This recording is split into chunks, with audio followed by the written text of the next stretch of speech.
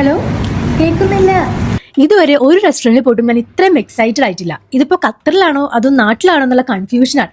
നമ്മുടെ നാട്ടിൽ പോലും ഇപ്പോൾ കാണാൻ കിട്ടാത്ത പഴയ കാലത്തെ ചായക്കട തീമിലാണ് ദിസ് എൻറ്റയർ റെസ്റ്റോറൻറ്റ് സെറ്റ് ചെയ്തേക്കുന്നത്. വുഡൻ ബെഞ്ചസ്, തട്ടിന്റെ ceiling, vintage posters, full nostalgic ambience. ഒരു ചായ വാങ്ങി ഇവിടെ ഇരുന്നാൽ നമ്മളൊരു 80s 90s കാലഘട്ടത്തിലേക്ക് പോകും. പിന്നെ ഫുഡ് ഇത് തന്നെയാണല്ലോ ഹൈലൈറ്റ്. ഗ്ലാസ്സിൽ ചായ, ക്രിസ്പി പരിപ്പുവട, സ്പൈസി ബീഫ് ഫ്രൈ, പുപ്പയും മീൻകറിയും, അങ്ങനെ ഒരുപാട് നാടൻ ഫ്ലേവേഴ്സ്. നമ്മളെ ചായക്കട മുന്തസ. ചായക്കട ഇപ്പോൾ 2 ബ്രാഞ്ചാണുള്ളത്. ഒന്ന് ബുക്കേ റെസിഡന്റ് അഗാസീസിനും ഒന്ന് ചായക്കട മുന്തസയിലും. അപ്പോൾ നമ്മളെ ചായക്കട റെസ്റ്റോറൻറ്റ് എന്ന് പറഞ്ഞാൽ ഒരു കേരള സ്റ്റേറ്റ് ഫുഡ് ആണ് നമ്മൾ പ്രൊവൈഡ് ചെയ്യുന്നത്. ബ്രേക്ക്ഫാസ്റ്റ് എല്ലാം അവൈലബിൾ ആണ്. പുട്ട്, പിന്നെ പഴം പുഴുങ്ങിയത്, എഗ്ഗ് വിത്ത് പപ്പടം, ടെർമറിക് മിൽക്ക്, മീൻമുട്ട. അപ്പോൾ അത് പൊള്ളിച്ചതാണ് എന്നുള്ളത്. അപ്പം, നെയ്പ്പത്തിൽ, പിന്നെ ചിക്കൻ സ്റ്റൂ. നിങ്ങൾ എപ്പോഴെങ്കിലും റോസാപ്പൂ ചായ കുടിച്ചിട്ടുണ്ടോ? അന്ന് നിങ്ങൾക്ക് ട്രൈ ചെയ്യണം. ലിറ്ററലി നമ്മുടെ ചായയിൽ റോസാപ്പൂ ഉണ്ട്. ഇത് ടേമറിക്ക് നമുക്കൊന്ന് ട്രൈ ചെയ്ത് നോക്കിയാലോ?